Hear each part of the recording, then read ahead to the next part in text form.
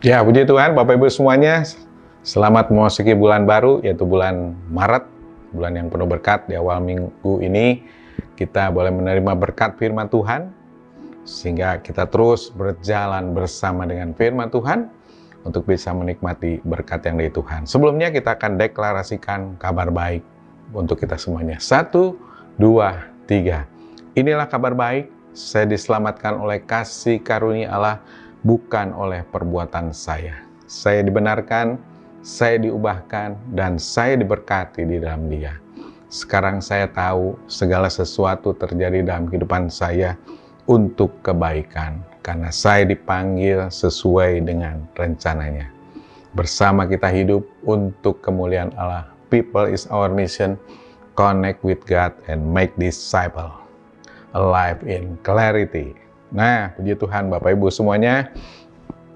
Di bulan Maret ini kita ada tema baru, yaitu judul besarnya A Place of Power, tempat mendapatkan kuasa daripada Tuhan. Tetapi di minggu ini saya akan membawakan firman Tuhan dengan tema His Name Brings Miracle, atau nama Tuhan membawa mujizat.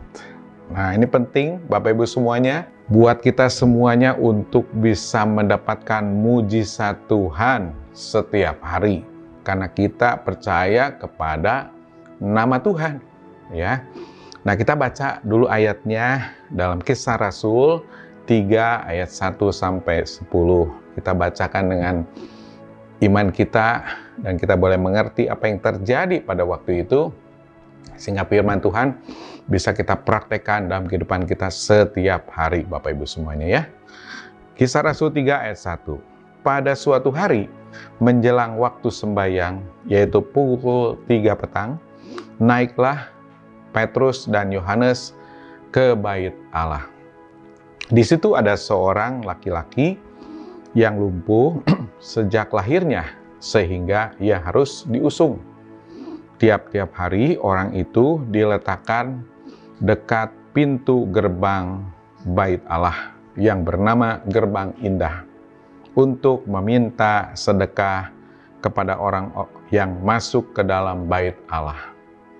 Ayat 3, ketika orang itu melihat bahwa Petrus dan Yohanes hendak masuk ke bait Allah, ia meminta sedekah. Ayat 4, menatap dia, dan Petrus berkata, lihatlah kepada kami. Lalu orang itu menatap mereka dengan harapan akan mendapat sesuatu dari mereka.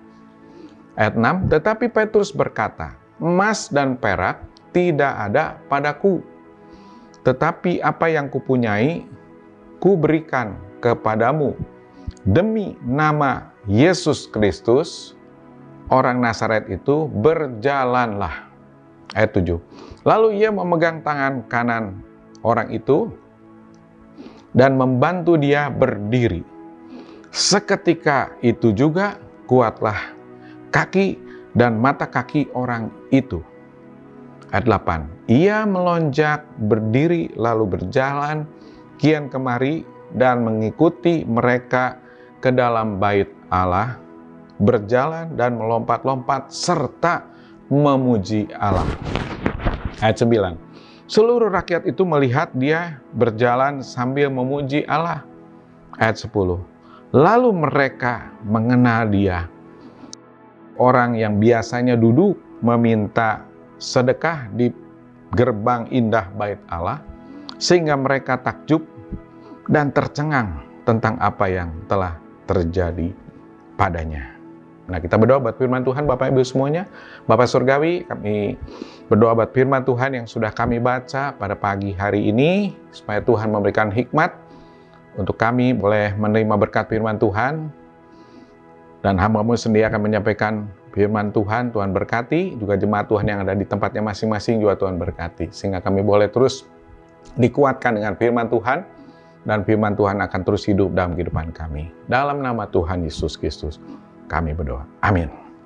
Nah, puji Tuhan Bapak Ibu semuanya, ya. Kita melihat suatu tema ini luar biasa, di mana pada waktu itu di dalam Kisah Para Rasul ini suatu peristiwa yang benar-benar ajaib, terjadi mujizat, terjadi miracle, saudara. Ya. Nah, kalau kita mengartikan miracle itu apa? Miracle itu sesuatu yang terjadi di luar nalar kita. Jadi nggak bisa dipikirkan oleh akal. Tetapi itu juga terjadi mujizat Tuhan itu karena kita percaya kepada Tuhan. Bukan seperti pemain sulap. Kalau saudara lihat pemain sulap itu dia melipat-lipat kertas di tangannya, tiba-tiba menjadi uang. Nah, itu bukan terjadi keajaiban, bukan terjadi miracles. Itu hanya karena permainan sulap. Atau misalnya saudara melihat sesuatu yang lain daripada yang ada. Tukang sulap lagi lah misalnya. Bola dilempar, tiba-tiba ada burung. Nah, itu juga bukan seperti itu sulap itu. Atau miracle, bukan terjadi sesuatu keajaiban itu seperti itu. Keajaiban itu atau miracle itu benar-benar terjadi karena kita tidak mampu dengan kekuatan sendiri, tetapi kita percaya Tuhan, maka terjadi sesuatu yang besar. Seperti yang sudah kita baca di ayat firman Tuhan di Kisah Rasul 3, ayat 2, 3, dan seterusnya, saudara. Di mana pada saat itu ada orang lumpuh, seorang laki-laki yang sudah lama, dia terus diusung setiap hari ke tempat itu, di dekat pintu gerbang indah namanya. Gerbang indah di Bait Allah. Biasanya orang suka lewat masuk ke gerbang indah. Semua orang masuk ke dalam Bait Allah itu melalui itu. Jadi sangat bagus sekali gerbangnya dan boleh dikatakan luar biasa, ya, karena terbuat dari emas dan sebagainya. Jadi bagus sekali. Nah, umumnya orang tidak memperhatikan sekelilingnya ada apa. Tetapi tiba-tiba Petrus dan Yohanes ini memperhatikan pada waktu dia masuk ke gerbang, ke Bait Allah melalui gerbang indah itu. Loh, kok ada orang lumpuh di situ yang selalu meminta-minta uang, saudara, sedekah ya.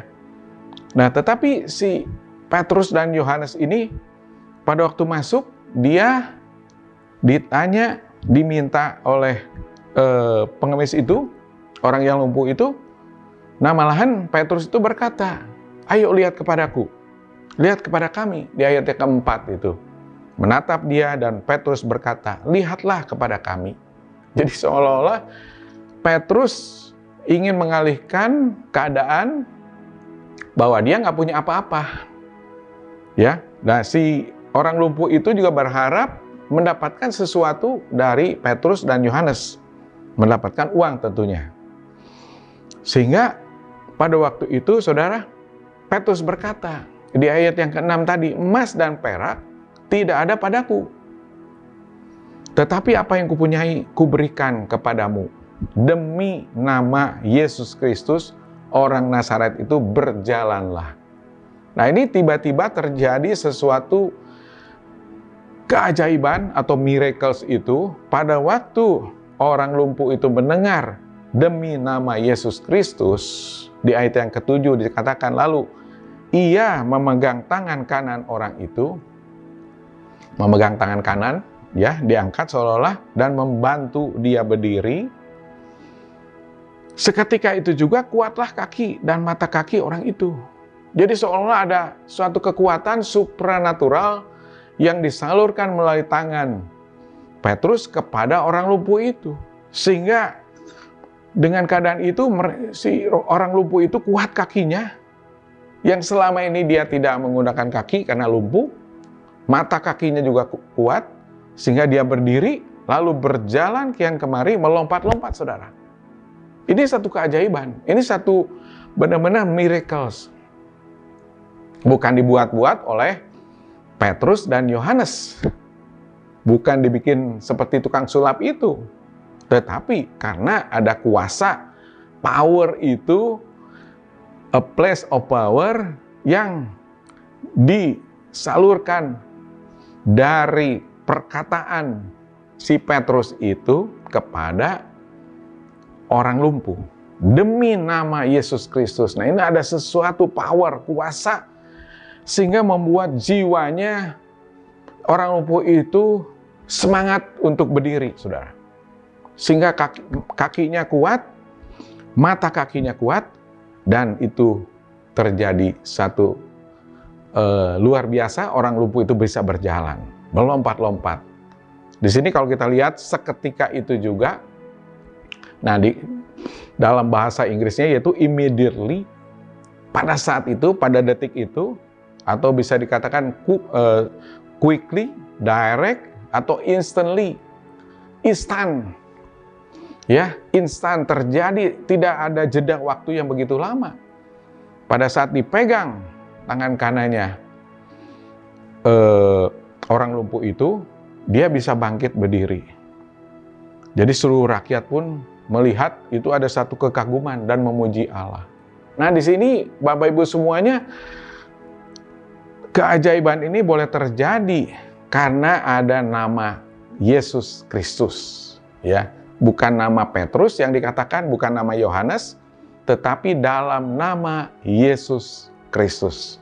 Nah, ini seolah-olah bahwa kitab Kisah Para Rasul ini menunjukkan suatu bahwa Tuhan ingin menunjukkan kepada kita bahwa mujizat itu bisa terjadi oleh siapa saja, dilakukan pada saat itu oleh Petrus dan Yohanes, oleh kita pun bisa pada saat ini. Sehingga dua murid Yesus itu dibuat juga terpesona melalui gerbang indah yang terjadi suatu keajaiban yang luar biasa.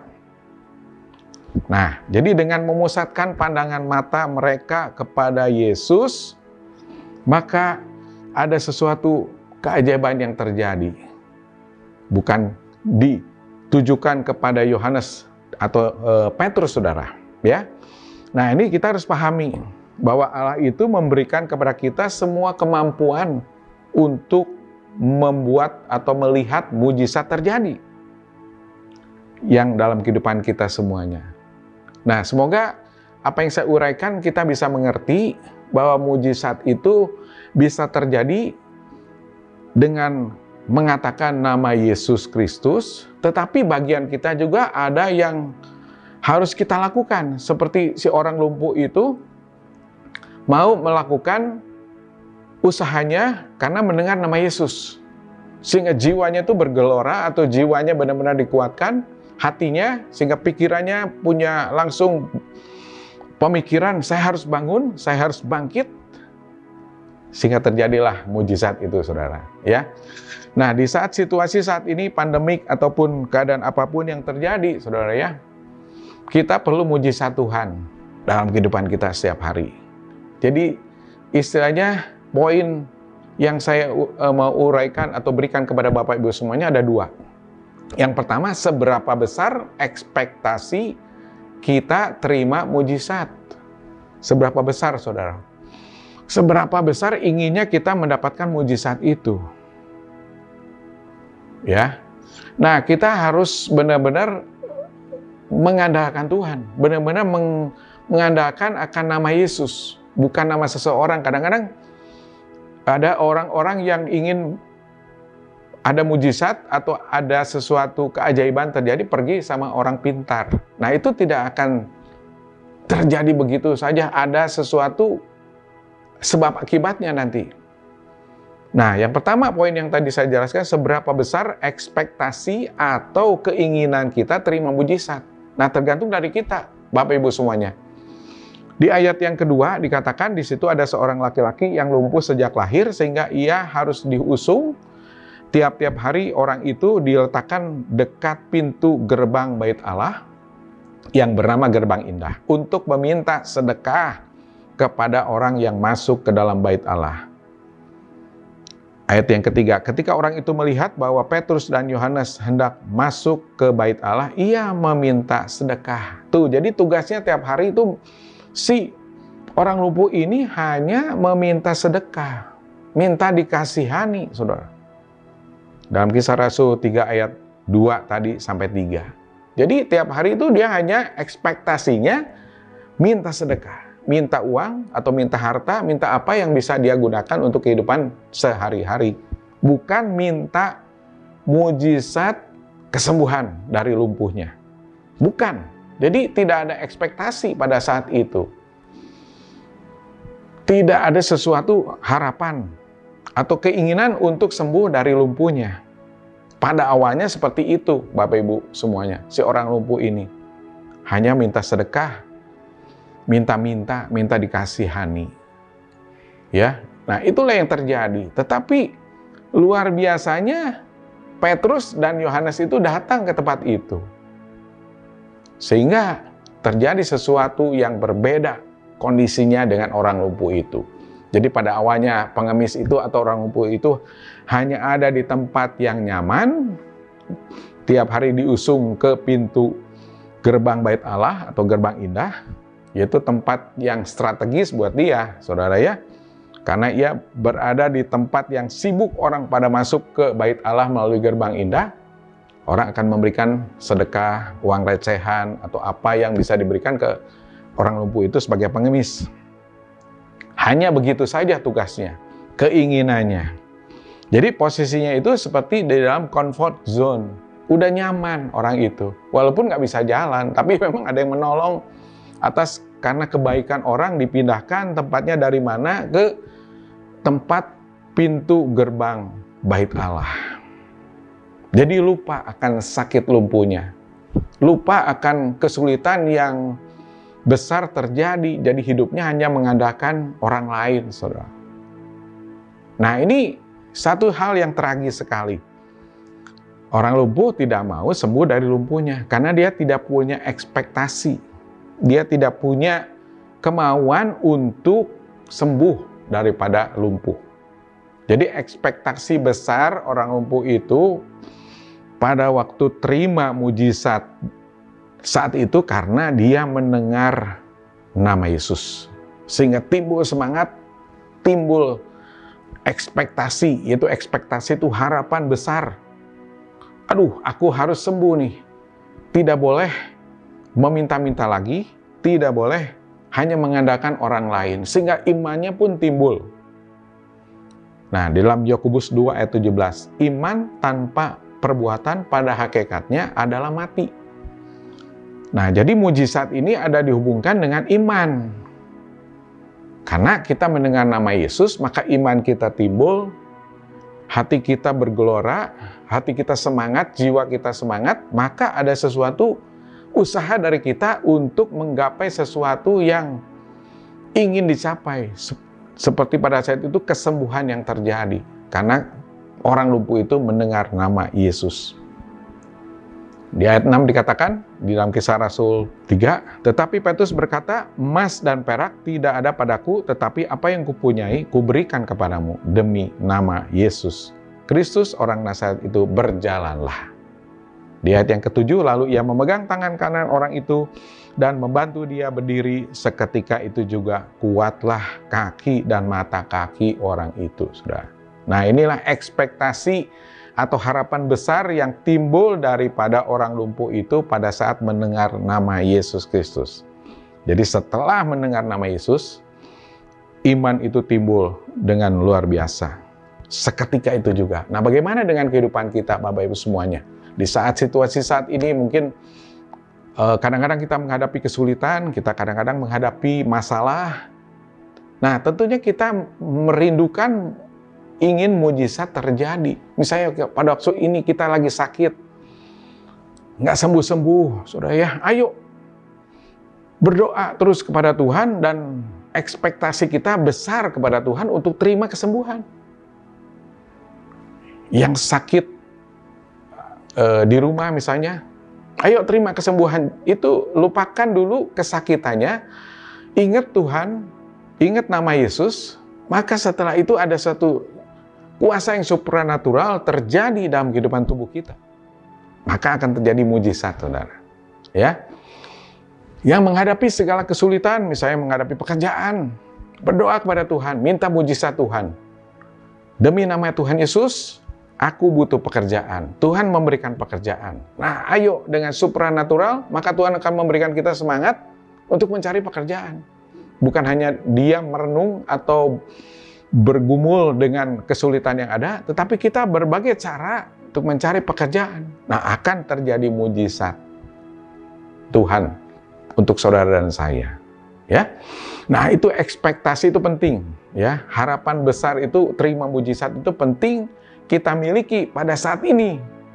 Bukan hanya ya udah tenang-tenang saja dengan sudah nyaman kehidupan kita di sini, dengan yang ada udahlah terima nasib begitu. Nah, enggak juga, Saudara. Karena ada rencana besar terjadi pada saat orang lumpuh itu disembuhkan, dia memuji nama Tuhan, orang-orang di sekitarnya itu memuji nama Tuhan seperti kita lihat di ayat yang berikutnya, Kisah Rasul 3 ayat 8. Ia melonjak berdiri lalu berjalan kian kemari dan mengikuti mereka ke bait Allah, berjalan dan melompat-lompat serta memuji Allah. Nah, pada saat itu orang-orang di bait Allah memuji Allah, termasuk orang lumpuh ini, karena sudah bisa berjalan. Ayat yang ke-9, seluruh rakyat itu melihat dia berjalan sambil memuji Allah. Dan bahkan yang ke-10 ayatnya, lalu mereka mengenal dia sebagai orang yang biasanya duduk meminta sedekah di pintu gerbang indah bait Allah, sehingga mereka takjub dan tercengang tentang apa yang telah terjadi padanya. Nah, ini nama Tuhan yang dimuliakan pada saat terjadi mujizat dalam kehidupan kita. Seperti pada waktu itu, melompat-lompat, nama Tuhan dimuliakan, memuji-muji Allah. Oh, Tuhan baik, oh Tuhan luar biasa, oh Tuhan hebat. Hidup kita berubah, si orang lumpuh itu pun berubah hidupnya. Dari yang asalnya meminta-minta sedekah, dia terus memuji Tuhan, melompat-lompat. Dan demikian juga dalam kehidupan kita, Bapak Ibu semuanya ya. Andai kata apa yang terjadi saat ini, saudara ingin terima mujizat, maka saudara harus benar-benar ekspektasinya besar. Jangan biasa-biasa saja, atau hanya udah berdoa, demi nama Tuhan Yesus Kristus sembuh. Nah, kayak tukang sulap itu, tanpa usaha dari kita, nggak akan terjadi sesuatu, saudara. Tanpa usaha dari kita, tidak akan terjadi sesuatu. Karena iman tadi yang kita sudah baca, tanpa perbuatan, hakikatnya dalam hati, tidak terjadi sesuatu. Jadi, kita kadang-kadang tidak terima mujizat, bukan karena masalah kita itu besar, tetapi pandangan dan ekspektasi kita akan terima mujizat itu kecil. Iman kita tuh nggak kesana gitu, nggak nyampe. Jadi nggak terjadi sesuatu. Ayo terus. Ada firman Tuhan katakan, asaku jamah saja jubahnya, maka aku akan sembuh. Nah, ada ayat seperti itu kan, saudara ya. Asaku jamah jubahnya. Jadi itu ekspektasinya besar, pada saat menjamah jubah Yesus, maka akan sembuh. Nah, seperti di slide itu ada Petrus memegang tangan kanan si lumpuh itu, dia sembuh, saudara ya. Jadi kurangi merenung nasib atau kekacauan hidup yang terjadi pada saat ini. Saudara harus ingat kuasa Tuhan tuh pernah terjadi, mujizat yang terjadi pada waktu di Perjanjian Lama. Tuhan membelah laut Teberau, ya. Musa menghadapi jalan buntu, dikejar Mesir, Firaun. Bagaimana nih? Waktu Tuhan membuat mujizat, laut Teberau terbelah menjadi dua, sehingga orang Israel bisa berjalan. Ada lagi Tuhan mengubah air menjadi anggur, ya. Tuh, ada lagi Tuhan memberi makan 5.000 orang. Itu mujizat-mujizat besar, saudara. Tuhan menghentikan angin topan di Danau Galilea dan sebagainya. Itu mujizat-mujizat yang terjadi. Pada saat ini pun mujizat masih terus terjadi, saudara. Asal kita punya ekspektasi besar. Kenapa kita punya ekspektasi besar? Mengapa kita berharap kepada Tuhan? Yaitu karena Allah dapat melakukan segala sesuatu lebih daripada yang kita pikirkan. Manusia itu pikirannya terbatas, tetapi Allah tidak terbatas. Efesus 3 ayat 20 dikatakan, karena bagi Dialah yang dapat melakukan jauh lebih banyak daripada yang kita doakan atau pikirkan. Seperti yang ternyata dari kuasa yang bekerja di dalam kita. Jadi kita nggak bisa berpikir apa-apa, tapi Tuhan memberikan jalan. Mujizat itu terjadi. Yang kedua, karena Allah bagi kita tidak ada yang mustahil. Ya, tidak ada yang mustahil di dalam Tuhan. Bagi Tuhan tak ada yang mustahil. Nah, ada lagu seperti itu kan Bapak Ibu semuanya ya. Jadi sebab bagi Allah tidak ada yang mustahil dalam Lukas 1 ayat 37. Pikirkan terus mujizat, ekspektasi besar. Mujizat pasti kita terima. Nomor 3, karena Allah mengasihi kita. Tuhan tuh sangat sayang kepada kita. Tetapi bagian kita pun harus kita lakukan. Supaya kita boleh terus klik connect dengan Tuhan. Kuasa Tuhan bekerja dalam kehidupan kita semuanya. Nah, tadi yang pertama, bagaimana ekspektasi kita, seberapa besar ekspektasi kita terima mujizat dari Tuhan. Yang kedua, yaitu hidup melekat pada firman Tuhan. Kalau kita ingin terima mujizat Tuhan, pada waktu kita bicara dalam nama Tuhan Yesus Kristus, terima mujizat, maka kita benar-benar hidup kita harus melekat pada firman Tuhan. Bukan hanya sekedar membaca, firman Tuhan itu hanya dibaca saja, tetapi firman itu bersatu dengan jiwa kita, akan terjadi suatu terobosan besar terjadi dalam kehidupan kita. Sehingga kita bisa melakukan segala sesuatu yang tidak mungkin menjadi mungkin, saudara. Yang seperti tadi kita sudah baca di Kisah Rasul 3 ayat yang ke-6 sekarang. Tetapi Petrus berkata, emas dan perak tidak ada padaku, tetapi apa yang kupunyai, ku berikan kepadamu. Demi nama Yesus Kristus, firman Tuhan, orang Nazaret itu berjalan-jalan. Lalu ia memegang tangan kanan orang itu dan membantu dia berdiri. Seketika itu juga kuatlah kaki dan mata kaki orang itu. Ia melonjak berdiri, lalu berjalan kian kemari dan mengikuti mereka ke dalam bait Allah, berjalan dan melompat-lompat serta memuji Allah. Nah, di sini artinya si orang lumpuh itu melekat kepada firman Tuhan. Firman Tuhannya itu benar-benar hidup. Ya. Jadi pada masa sekarang ini kita butuh melekat kepada firman Tuhan. Kepada siapa lagi kita melekat? Kepada orang di sekitar kita nggak bisa. Kepada orang pintar pun nggak bisa. Nggak ada sesuatu kuasa apapun. Tetapi kepada kuasa Tuhan di Kisah Rasul yang tadi kita sudah baca, saudara, jangan ada keraguan. Ayo kita melekat kepada Tuhan, kepada firman-Nya, sehingga ada kekuatan yang timbul.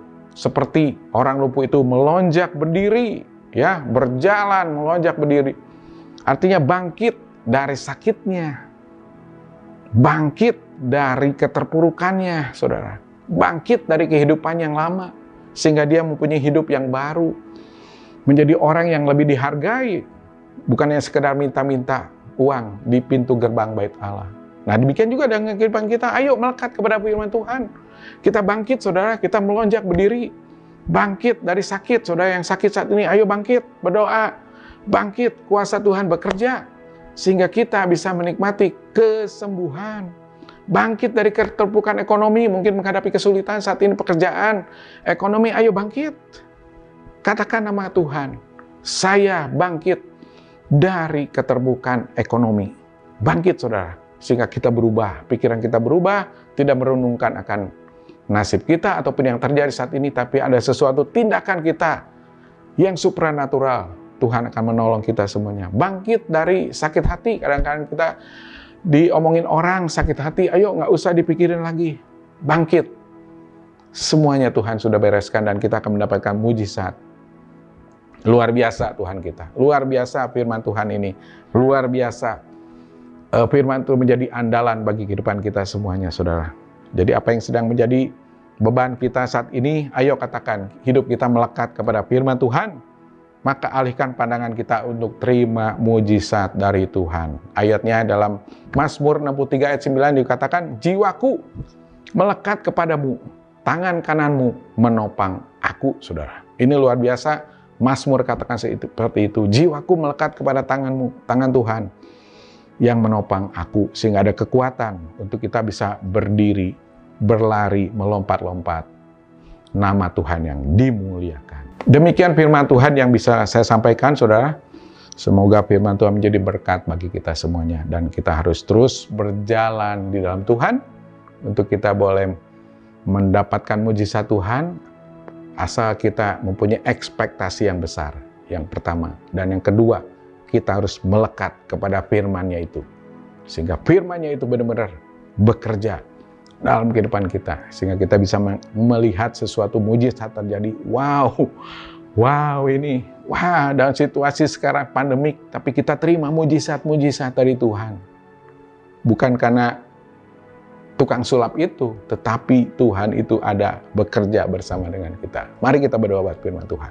Bapa Surgawi, terima kasih Tuhan buat berkat firman-Mu. Pada hari ini kami boleh terima dari Tuhan. Kami sungguh bersyukur kami punya Tuhan Allah kami yang hidup, yang akan menolong kehidupan kami. Terima mujizat demi mujizat setiap hari dalam kehidupan kami. Mujizat kesembuhan terjadi dalam nama Tuhan Yesus Kristus. Mujizat ekonomi kami bangkit dalam nama Tuhan Yesus Kristus terjadi saat ini untuk semua jemaat juga. Mujizat hidup yang berkemenangan terjadi bagi semua jemaat yang ada pada saat ini juga Tuhan. Mujizat apapun bisa terjadi, karena Engkau sumber mujizat bagi kami semuanya. Terima kasih Tuhan, kami ucap syukur dan kami percaya firman Tuhan tidak sia-sia pada waktu kami sampaikan kepada semua orang jemaat yang mendengarkan ataupun beribadah pada pagi ini. Dalam nama Tuhan Yesus Kristus kami berdoa ucap syukur. Haleluya. Amin.